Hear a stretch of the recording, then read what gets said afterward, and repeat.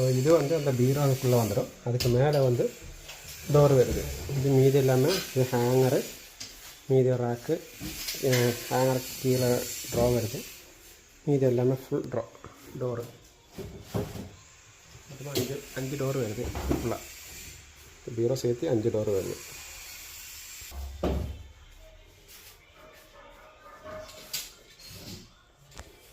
இதுக்குள்ளதான் door மொத்தமாக. அப்போ இங்கே ஒரு பார்க்கறதுக்கு வுட் கலர் வந்துடும்.